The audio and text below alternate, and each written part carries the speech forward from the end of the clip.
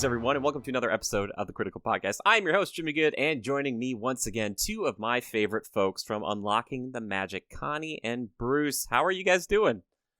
Thanks so much for having us. We're doing great. We're excited to be on the show with you again. We are really happy. Yeah, thank you for having us. I'm doing great today. You know, it's kind of uncanny, guys. I hear your voices every week, and it's so fun for me to just be able to talk to you in real time because I listen to your shows all the time. I really do. And if you guys want, seriously, my favorite Disney podcasts out there, is Unlocking the Magic. I'm saying that because it's true. And Unlocking you guys have your UTM TV thing now, which is covering other stuff too, besides Disney. It's like Universal and television and movies and stuff too, right? That's been a lot of fun. Yeah, we wanted to talk about other things, and we built up Unlocking the Magic to be very much Disney centric. So instead of adding things in there suddenly, we said, you know what, let's just do something else, and it gives us the opportunity to talk about other things that we enjoy, like Stranger Things or Universal or movies or whatever it is. Gives me the chance to talk a lot, which I love. Yeah, exactly. I'm still pushing for that Team Talks podcast. It's once a month and it's 3 hours long. It's 3 hours Connie long. just keeps going and going, and Bruce is I have to edit this down. You're right. My gosh. That won't happen. That'll never happen. Yeah, I just appreciate you guys being back on the show because I love talking with you guys. And I know we said we were talking about UTM TV there for a second, but we are going to focus on Disney today, specifically Disneyland, the Magic Kingdom original, as it were. The OG, the park that Walt walked in, as it were. We're going to talk about our top 3 attractions today, our favorite ones. Now, these rides, they can fluctuate, on any given day or week, at least for me. I don't know about you guys, but I kind of have a top 3, and sometimes, one's going to be up there, and it depends on the day if the things are working and whatnot. But it's like we say about our kids, they get bumped up depending on what they do for us or the mood I'm in. I'm oh, you're my favorite kid today. You've been bumped up. Yeah. They know that. Exactly. Oh my gosh. Yeah. So, okay, let's start with you, Connie. Let's start with your first of your 3. My first of my 3. I'm excited. Okay, first of all, Disneyland is my absolute favorite. It took us a while. We were very much Walt Disney World natives, but it took us a while to kind of get into a groove in Disneyland. I think because we were just so out of our element. And now it's our favorite place. It's one of the best parks to visit, and the nostalgia is amazing. So I'm going to go out with my first being the nostalgia of the Disneyland park, Magic Kingdom, Mr. Toad's Wild Ride. Oh my gosh, what a pick. I was not expecting that at all. Oh my gosh. It's please. Not super thrilling. The queue is, forget about it, right? Bruce and I always laugh because when we're standing in the queue to get into the ride itself, it's teeny tiny, and we look at each other going are we just really big? What happened here? Right? Yeah, it's a tiny queue. This is so small, and it's very compact.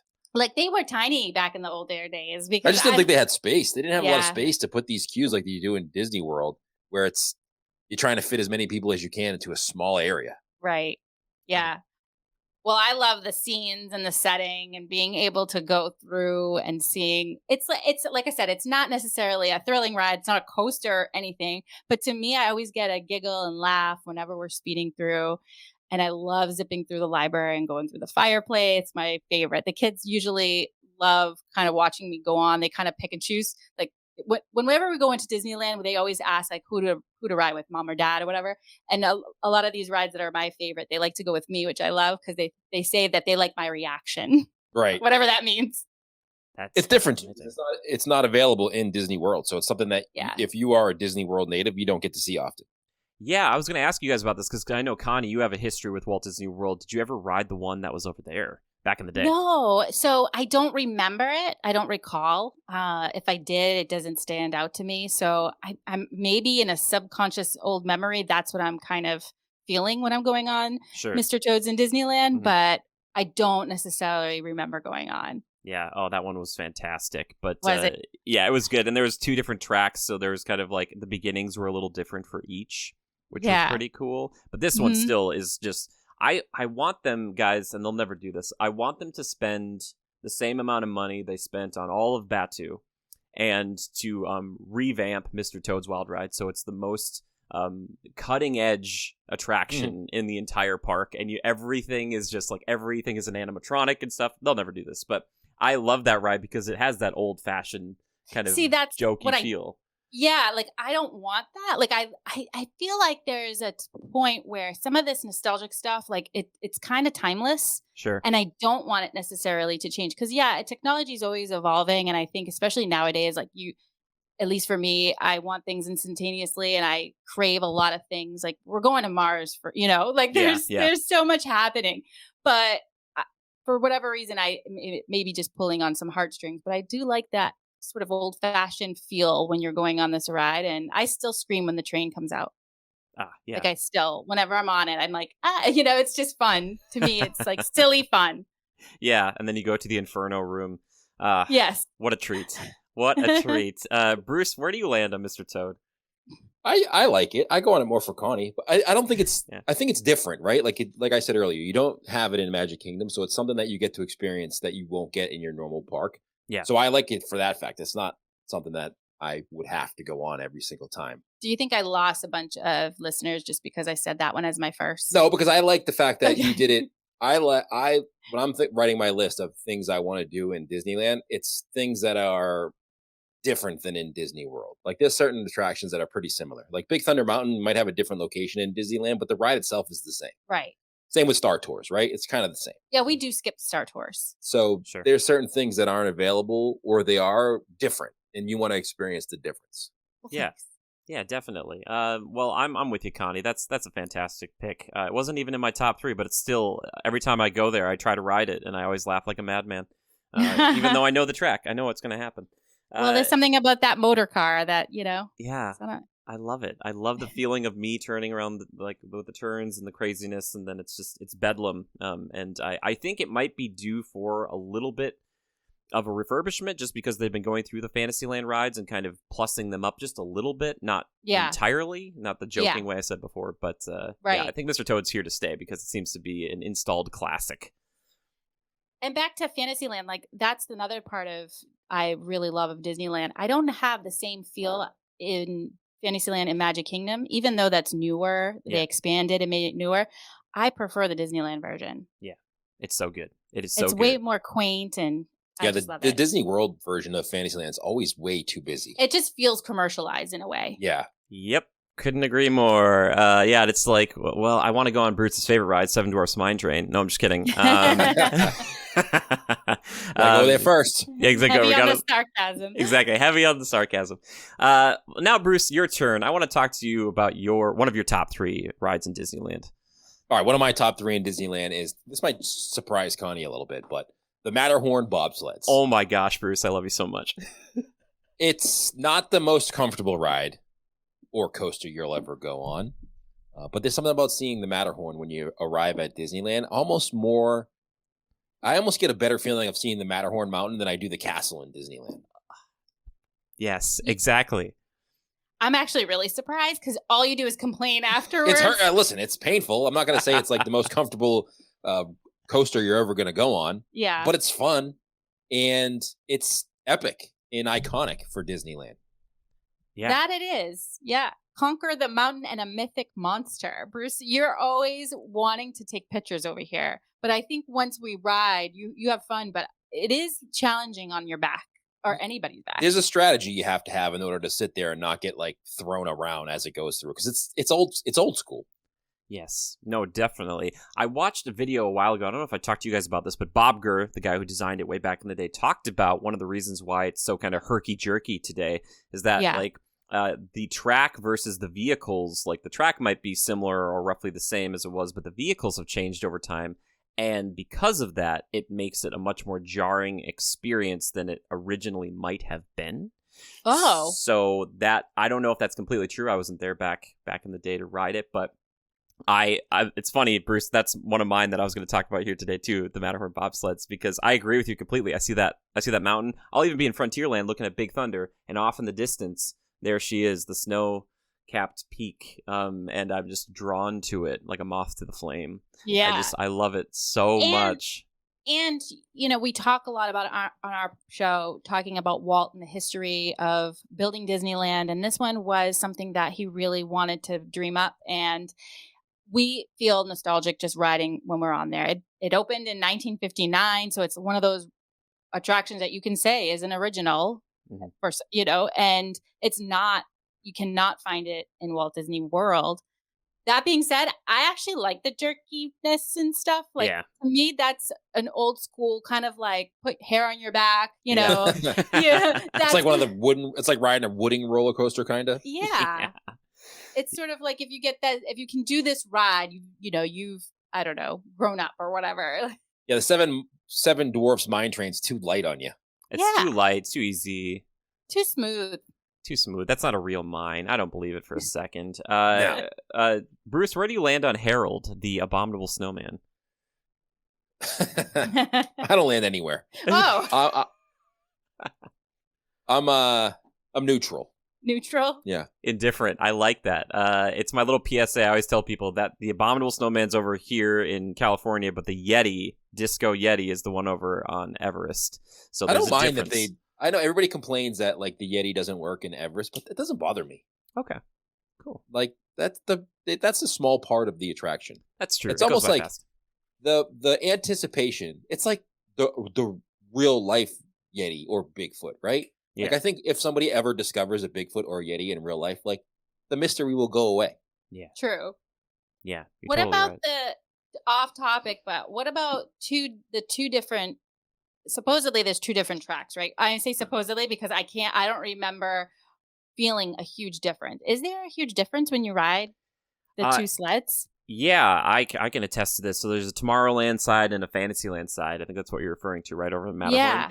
Yeah. So the Tomorrowland side is a bit crazier, kind of in the beginning after you get off the lift hill. It's really crazy up top, and then it's not as intense through the rest of it. On Fantasyland, it's kind of spread out a little bit more. I think there's actually a difference also in length and maybe even a little bit in speed as well between the two tracks.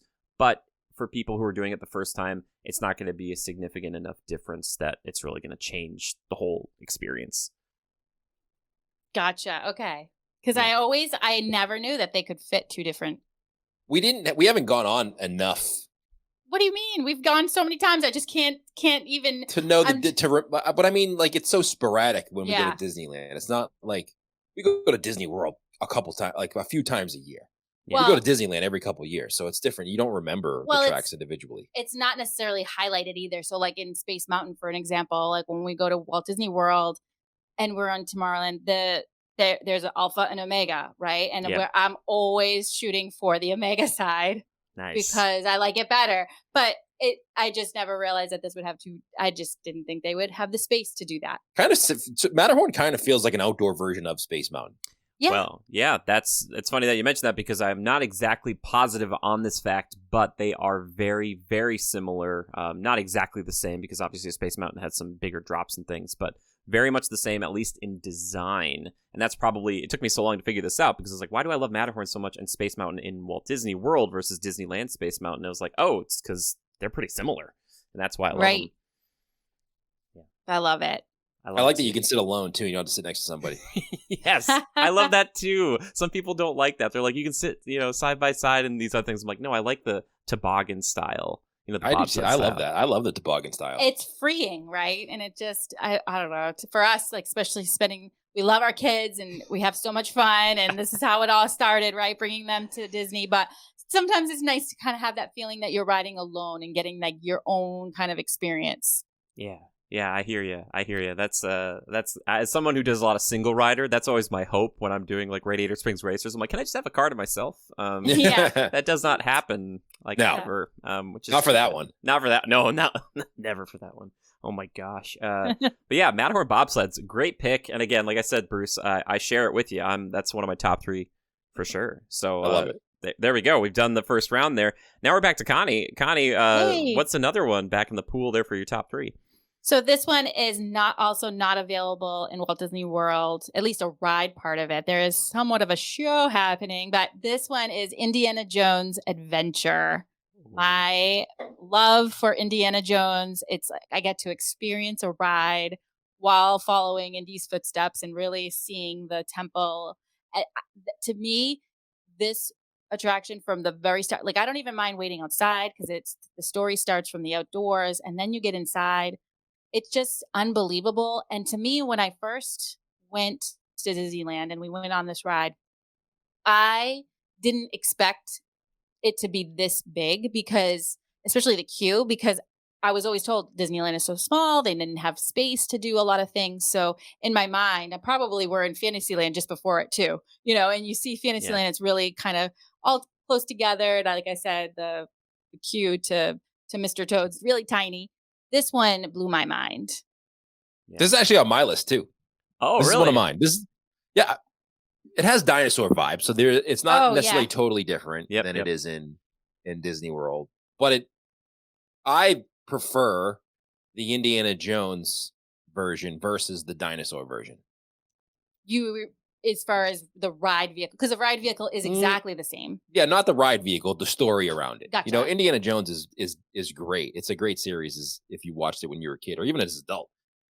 And I just think that storyline for that attraction is better than the dinosaur one. Even though the dinosaur attraction is great, I just like the Indiana Jones one better. Jimmy, was this on your list? This was not on my list for the reason that Bruce is talking about it right there. I'm biased towards dinosaur. Gotcha. I've talked about this at length in the past with other people, but Indiana Jones is still an incredible attraction, and the only reason dinosaur exists today is because of Indiana Jones. Why are you biased towards dinosaur? Curious. How long do you have? No, I'm just kidding.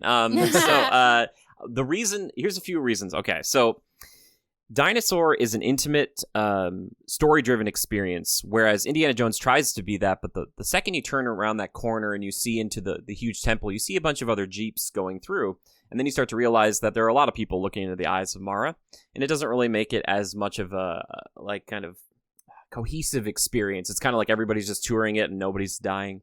Right. If that makes sense. Whereas dinosaur is so scary and it's just so claustrophobic and all the scenes are so isolated.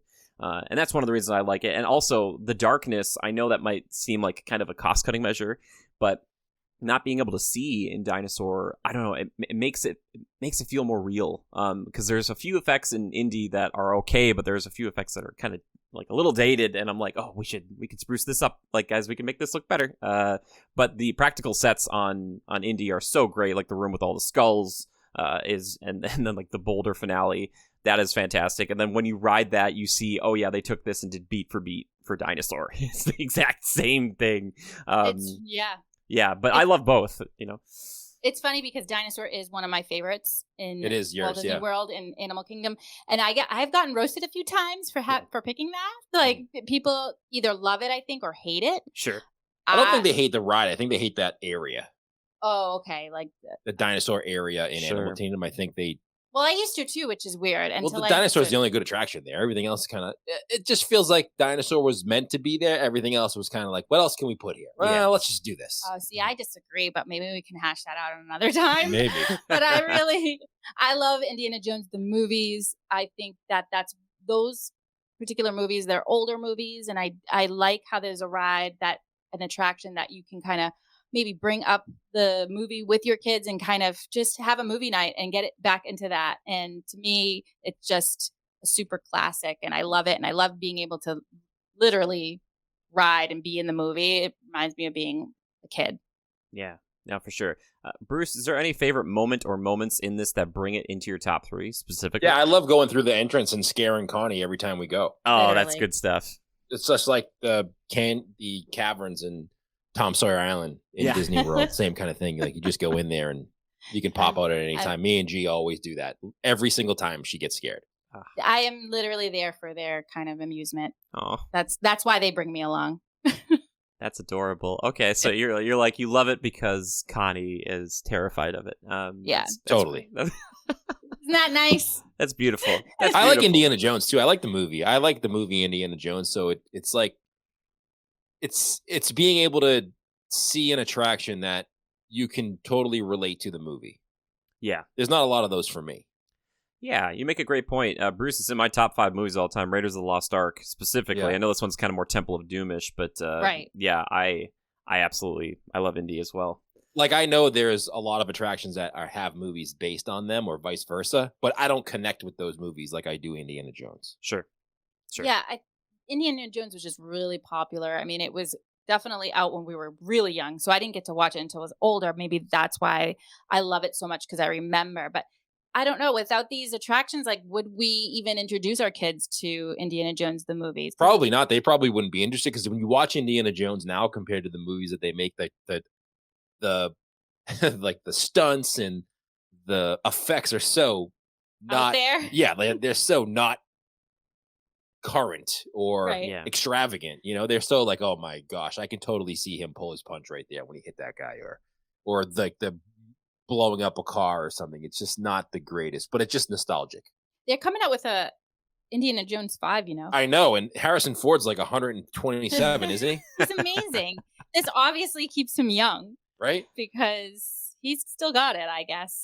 Yeah, definitely. I realize that as you get older, you have to keep doing what you enjoy doing. Sure. Otherwise, what's the point of life? Right? Who Yeah. cares how old you are?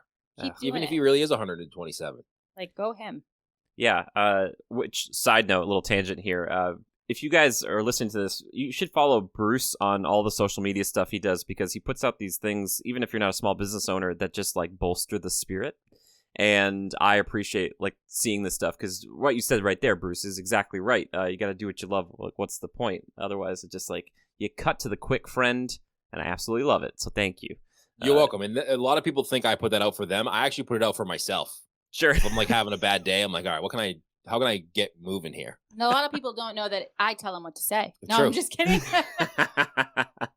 I just want some credit. It's fine. It's hard to stay motivated. It is. It is. And sometimes you get negative feedback, you make a mistake or whatever, and you really have to let that go because we're all human. And It's hard though. Yeah. It's hard to get, you can have thousands of people who listen to your show and love it. And then one person is a jerk and says something like, picks out the one thing you said wrong on a podcast and like emails you this 4 paragraphs about how you said this wrong or that's not correct. And you're like, it bums you out. Yeah. But you Yeah. can't let that one person bum you out.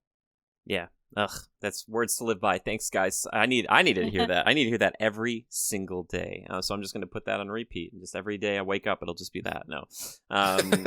Yeah. Okay. But anyway, sorry, get back into it. Indiana Jones Adventure: Temple of the Forbidden Eye. That is one of your top 3. That's on my list too. So that's like my next one as well. Perfect. That's a great pick. Those are great picks. The next one I'm going to bring up here for you guys for consideration, one that mixes dark ride elements and thrill, a ride that is up for refurbishment in a big way. Davy Crockett's Explorer Canoes? That's right, baby. I did that for the first All time right. recently, and it was horrible. It's Why so was it horrible? hot. Why was it horrible? because it's hot, there's It's no so breeze. fun. It's hot. Wow. Yeah, It is hot. it wasn't good. I was also filming for somebody else, so I was doing it one-handed. Ugh. So it was real bad. It was There's really no bad. breeze. There's no It breeze. looks so. You got to be in the front though, because nobody knows how to paddle apparently, and they all just like splash water all over you. See, I don't mind that because for whatever reason, like you go on this and it's a bazillion degrees in the water. You would think the opposite, but there's nothing there.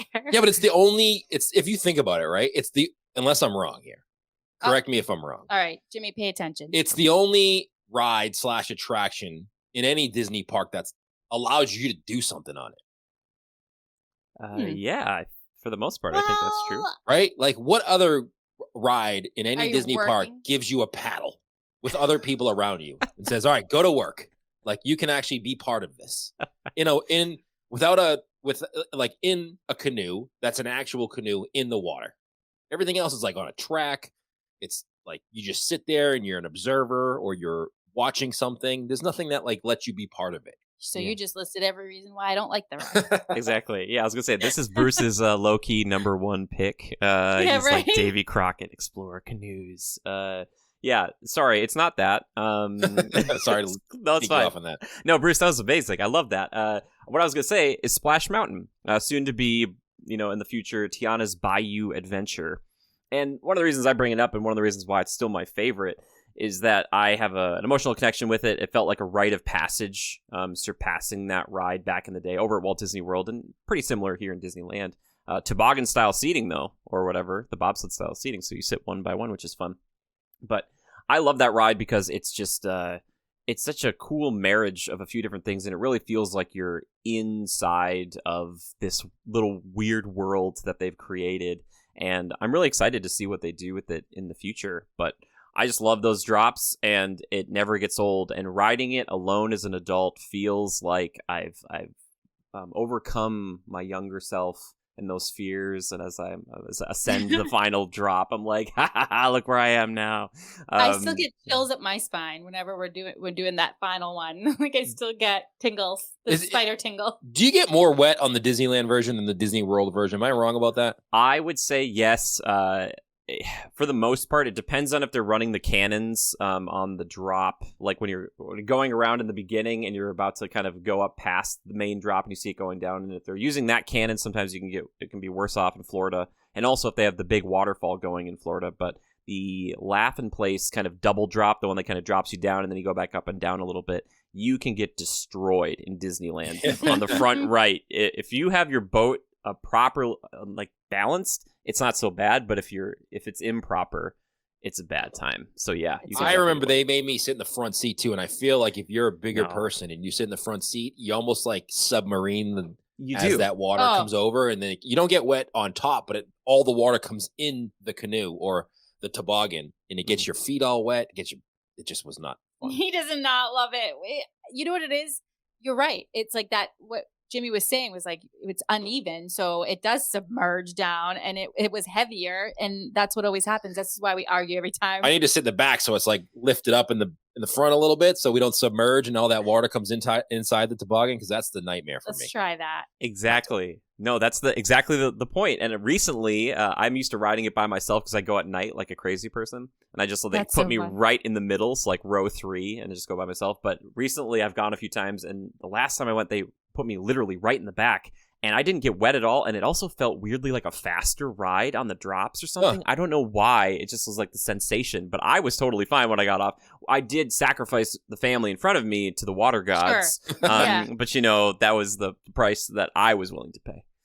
That's so fun. I was happy to do it. We have this real fun picture, the Disney World version of Splash Mountain, and people get a kick out of the fact that I tell them we fit 11 people.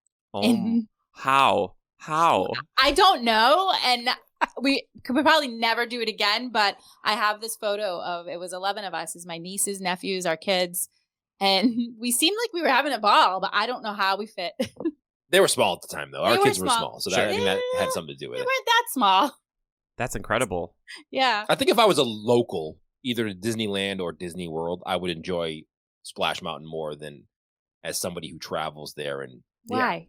Because like Jimmy goes, he doesn't go from rope drop to close when he goes. At least I don't think he does. If you're a local, you usually don't do that, right? You usually just go for a few hours and probably have an annual pass. And normal people do that, I'm sure. But I've been known to pull a 16-hour day every single time I go. I'm so sorry. Well, that's not abnormal. I just say if that's the case, I wouldn't go on it, because I wouldn't want to go on it and then have to spend the next 8 hours wet. Yeah, that's why it's like last ride of the night. Yeah. Yeah. Mm-hmm. No, I hear you, man. I hear you. Because, you don't want to be walking around all soggy all day. But the nice thing, it's a dry heat here in California, so you do dry up pretty quick. Whereas in Florida, when you're wet, you're wet forever. True. It's forever. Mm-hmm. Yeah. But when you're a local to either California or Florida is what you're trying to say, right? Because you guys are moving eventually. Like, it's going to happen. It's gonna happen.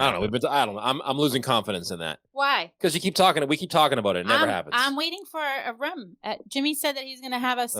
Jimmy, where do you live? Yeah, you come over to California. I got a place set up for you guys. Come on, cool. Come to Los Angeles. It'll be great. Bunk beds or something. Bunk beds. It'll be great. It'll be great. Yeah. I just have to. I'll hit it rich, and then we'll just have you down in an apartment for a couple months, and then you just get ingrained, and then you'll get a place, and it'll be fantastic. Sweet. It'll be fine. But yeah, so Splash Mountain, better if you're a local, like you said, especially if you live closer in California here. If you don't live super far away, if you do get wet, you can just be like, I'm just going home. Whereas in Florida, you're like, I have to go back to the hotel room. And you're like, that might be like an hour, and like I'm walking around for another hour or two, and sitting on the bus, or the monorail. Yeah. Oh yeah, exactly. Yeah. Or going on the ferry late at night. Bruce's favorite. I'm just kidding. Yeah, he's out. All right. Well, let's round it out here, Connie, with your last of your top 3. This is so hard. There's so many great attractions in Disneyland that I want to go on that aren't in Disney World that you want to experience. It's hard to pick 3. I know it is. It's true. My final one is Haunted Mansion. What? I love this attraction because it the story behind this one, so it took forever, right, to be finalized in Disneyland. And for me, that's part of why I really love it, because I know a lot of the history of how and why they were trying to build this. And for the longest time, it sat vacant because they didn't know what to do. And they claimed that they were gathering the ghosts from around the world. So it's a really interesting story. And I particularly love the facade. I love the mystic sort of mansion that's in the front that has that Louisiana feel to it. I think that it's once you're inside, it's very similar to obviously the Walt Disney World. There's nothing really different, but to me, just being outside of the mansion, being able to actually touch it, to me, it changes everything. You do feel closer to the ride in Disneyland than you do in Disney World. Disney World, it feels like it's up on a hill, and even though it's kind of close, it feels far away. Yeah. Disneyland's version, you're right up on it. You're like right next to the windows walking by, and you're wondering why this beautiful home sits, in it's mysterious. And to me, going at night especially really adds to that story. I just love it. Yeah, that's a great pick. Well, and they also have the Hatbox Ghosts over here, which they don't have That's over in Walt true. Disney World. That's all. I forgot about that. Yeah, Hatbox. He's definitely a draw. Yeah, that's a great pick, Connie. And I'm not completely surprised. And don't they have the gunshot in the window in Disneyland and not in Disney They World? do have the gunshot. You can see the spider over the glass in the ballroom sequence. If you know, you know. I should say I don't love, and I'm probably going to get a lot of, I would say, negative feedback for saying this, but I don't necessarily love when they do the overlay for the Haunted Mansion during Halloween. You don't? No, and even though, look, I love everything about Halloween, and I just like going on this ride when I love seeing it in its original state. Yeah, I get that, because there's a lot of locals that go to Disneyland that want something. It's a new experience for them instead of seeing the same thing. But I think the first time we went to Disneyland, our first experience in Disneyland was the overlay at Haunted Mansion. And it was good, but it was disappointing because we wanted to see the original version. Yeah. Sure. And even though I love The Nightmare Before Christmas, Tim Burton's actually my all-time fave. I love all his movies. I love seeing The Pumpkin King, but to me, it's just like that one attraction, like, oh, I just want to see the original because it just pulls on my heartstrings, knowing the story and all the fact that you really can't get that in Walt Disney World. Yeah, for sure. Well, it's interesting. I don't know if we talked about this before, guys, about that, but they did make that overlay for Walt Disney World, and then they were like, we're not going to do that because people come here maybe once and they want to see the original versions. But Tokyo was like, we'll take it. So it's, the Walt Disney World version of Haunted Mansion over there with the overlay of Nightmare in the Halloween times. So it's like, oh, that's kind of interesting. And in Japanese. So a very different experience. Have you ever been there? I have not. It's top of the list, man. Top of the list. I got to get there. I've heard it's the best. I'm afraid it'll break me though. Like I'll come back and like these parks like will still be amazing, but I've heard especially Tokyo Disney Sea is just the cream of the crop out of anywhere on the planet for theme parks. Really? Yeah. Such a far flight though. Well, hey, when you guys are living in California, it won't be so bad. That's true. For us, we live in Northeast, so like that's like 1,000 hours flight. Exactly. Well, I'll just fly you over. It's fine. Right, I'm not too worried about it. No, Connie, I don't think you're going to get a lot of flack for that, about loving the original mansion. I'll say this, though. As somebody who's ridden both now plenty of times, I find that the original mansion, and people get angry at me for this, I find it to be so tame by comparison. Mm-hmm. And, because I'm so used to, like, when all the nightmare stuff seems, like, so over the top. And I love that. And there's something about it that makes it's just such a Reese's Peanut Butter Cup situation of chocolate and peanut butter, Halloween and Christmas on the Haunted Mansion that works super well. But that's just a personal opinion. It's really hard to compare, right? Like sometimes to me, when you're going to Disneyland, it's really hard to compare and not compare, I guess, the Walt Disney World versions of any ride or attraction. So I do get that. To me, just seeing the facade like this, maybe it's because when Bruce and we actually traveled down to New Orleans and we got to see some of these mansions down there, it also kind of elevated my interest for this style. And so it's really fun for me to see. And I just love New Orleans Square and Disneyland in general. Like if you said you have to pick one place in Disneyland that you're spending the entire day, it's probably going to be New Orleans Square. And we don't have that in Walt Disney World as well. So it just definitely makes it extra special. Yeah. I hear you. I had an idea a while ago, something they would probably never do, but I was like, what if you made the ghost host in Disneyland specifically Cajun, and that tied it more into New Orleans? Because once you get in there, it doesn't really feel like New Orleans anymore. Like you're just kind of in this, at least to me, right? And Yeah. I was always like, the tie-in kind of dies out quickly, pun intended. But I don't know. It's obviously still a classic, and people still clamor and are constantly quoting it during the attraction in the stretching room. I'm like, they're having a good time. But Haunted Mansion, that's a great pick, and I'm not completely surprised, Connie. So I'm glad that you're still who I thought you were, Yeah. I'm not surprised changed. that she picked that one either. Yeah. Yeah, well, and obviously Bruce is going to say Haunted Mansion if it's not Davy Crockett, right, Bruce? No. Oh, okay. Sorry. I'm good. Davy Crockett's it. What is it? Why? Why is it not Dave? Why couldn't it not be Davy Crockett's? It could be. I want it to be, because that would be I know someone out here who legitimately that is their favorite attraction in the park. I like it. Listen, it's not going to be on my top 3. I can't say that it is, but I do like it. I think it's fun. Especially if you have little kids or younger kids. I mean, it gets a little hot towards the end. You kind of like, maybe we should go. It could be over now. It can be done. They could maybe make it half of the experience it is, and I think it'll be better. Yeah, well, I want to ride it with you someday, Bruce, and then I can tell you this joke. I'll say when we get on there, be like, did you know, Bruce, that you can wear a canoe as a hat? Yeah, you tip it over and it's capsize. Oh. But I'm so sorry. All right. I had some hold on. What's that? Hold on a second. You're going to add some. I don't know if you can hear this. It's the moment's gone. Did you hear that? Oh, that was great. Yeah.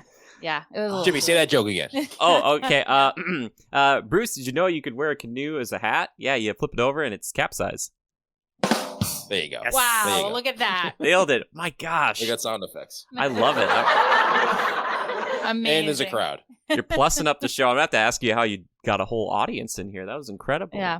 And a drummer. But anyway, sorry, I'm now getting lost in that. Bruce, what's your last of your top 3? So if I am in Disneyland, Pirates of the Caribbean's got to be on my top 3 attractions to go on. I like the entrance. It's a different ride.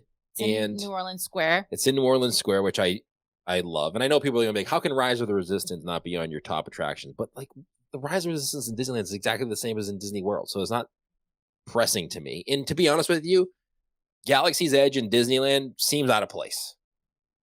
Yeah. Yep. So for me, Pirates is got to be a top 3 attraction for me when I visit Disneyland. I couldn't agree more, my friend. That was the last one I was going to pick too. It's the quintessential Disneyland ride. If there was only one theme park ride in the entire world right now that I've ever ridden, if I could only bring one person to one place and to go on one attraction, it would be Pirates. It mixes all the things that Disney is legendary for. The dark ride elements, a little bit of the thrill, and just this kind of nostalgic trip down memory lane with a few newer things, like the fact that Jack Sparrow is there and is still there to this day, which is pretty cool. Because at first I was not excited about that, but now I'd kind of miss him. And Barbossa, I love those guys. Yeah, Barbossa's great. Barbossa's amazing. I mean, even the fact that maybe Johnny Depp will show up when you're in Disneyland. I mean, he has in the past. I don't think he will now, but he has in the past.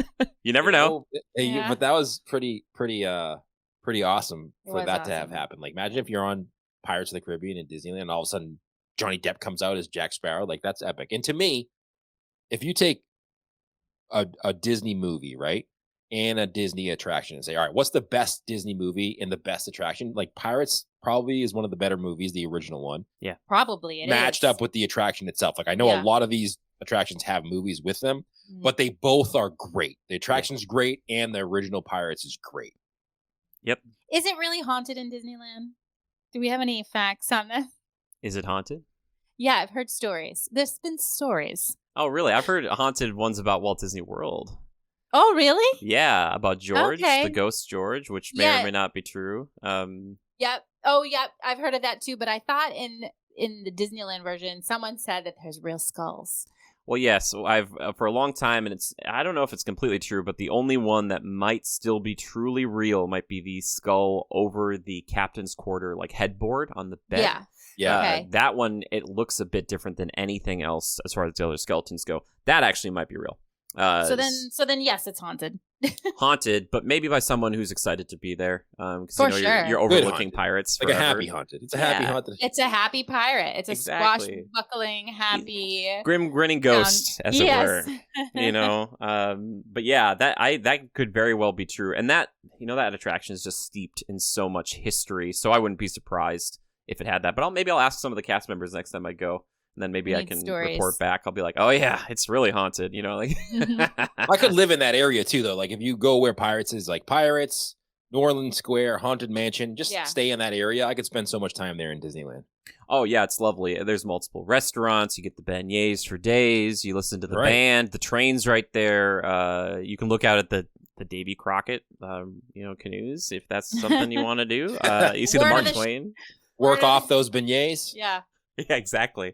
Word of the show, Davy Crockett. Davy Crockett. Yeah, Davy Crockett. But only you take the raft over to Tom Sawyer Island, Pirate's Lair now. But same vibe. Oh, I don't like that. That's Pirate's Lair. Well, you can go.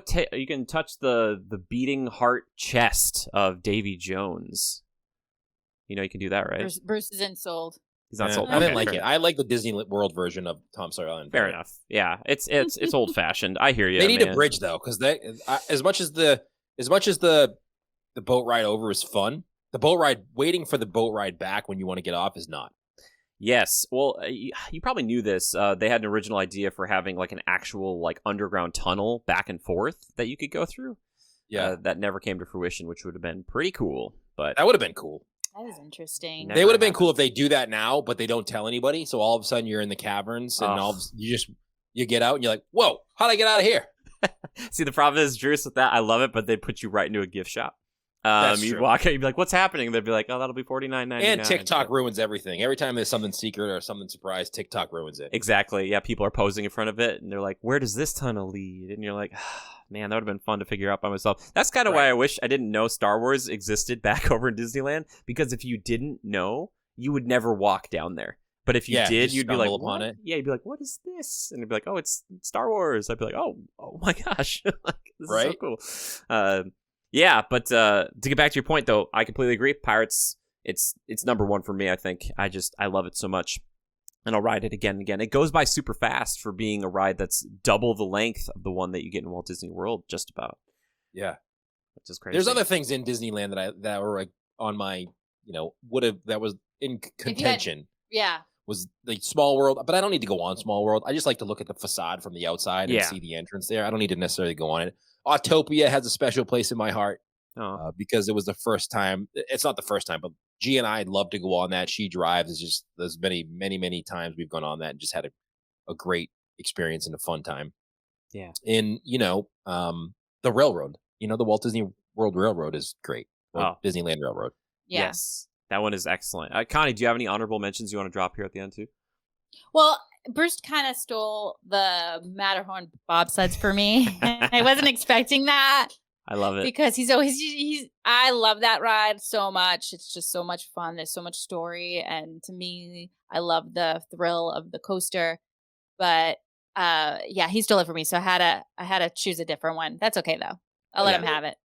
You know what the real best thing about Disneyland is? The best thing is being able to walk across to Disney's California Adventure and not having to take transportation or going to downtown Disney. That's the best part of Disneyland that you don't get to enjoy in Disney World. Yep.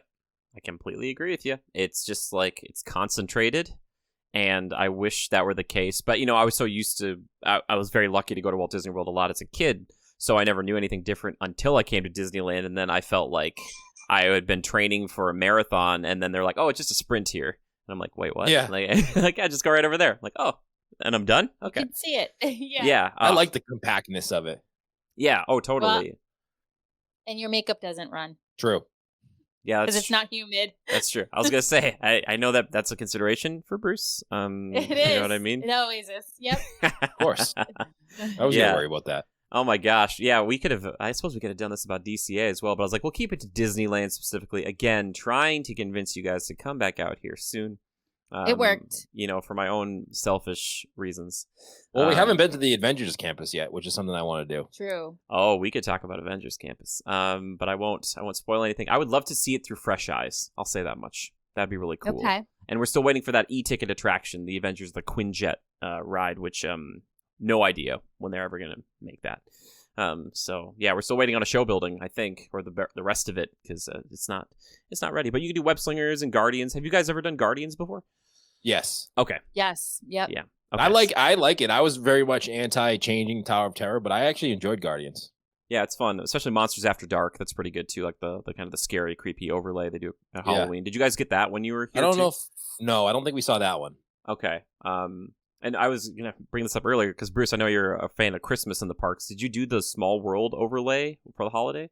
Yes, we did do that. Yeah, that one's really cool. That one's really that well was done. great. Oh, so good, so good. Yeah, last thing I'll mention here, I just have to do it, Big Thunder Mountain Railroad. I know it's a mirror copy in Walt Disney World, but dang, I love that attraction. It is so good, an underrated gem, and it loads people like crazy. And I love it for you know that. what though? I agree. It's the same track, but you wouldn't know it because it feels like a different layout, even though it's the same. The location of Big Thunder Mountain and how it looks and how you get on is totally different. I can say I appreciate the queue better at Disneyland because the Disney World, man, it's like opposite. They cram you in. It's so hot and they cram you in, and it's one of our favorites. But sometimes when it's very hot, we kind of look at each other like, okay, if we don't have a fast pass, before when we had a fast pass, I gotta get my lingo back together because there's no fast pass. But I know. Before that, we would kind of second guess it. Whereas in Disneyland, you don't have to. No. Yeah, definitely. And they have better effects at the end for the kind of explosive finale at Disneyland, which are fantastic, especially when you're riding at night. Which is also what you expect in California, right? When you're, at least for us, like when we go to California, I think the special effects, because you're living in a land of where they make movies, so I think your expectations are pretty high when it comes to stuff like that. As they should be. Yeah. No, I totally agree with you there. And also to keep the locals coming back, they're like, we have to make sure it's just tip top all the time, otherwise people are gonna be like, yeah, I've ridden it, like been there, done that. Well, guys, it was such a pleasure having you on to talk about all this stuff today. I really do appreciate it. Thank you so much. Thank you for having us. This is great. It's always fun talking to you. Yeah, we always have a blast. Super fun. And then we could talk. I could talk for hours. So I know, and I appreciate that. But I am very aware of Bruce's limits. And I care about that very much as the host of this show. But for anybody listening today, again, like I said before, Unlocking the Magic podcast, please check them out. They're seriously the best. I love them. I listen every week. And also to their new stuff on UTM TV, which is also fun, like little 10-minute clips of things, just talking about whatever. And I appreciate that so much. So I'm going to say goodbye to these guys off air. But I appreciate everybody listening. And until next time, just remember to adapt and overcome.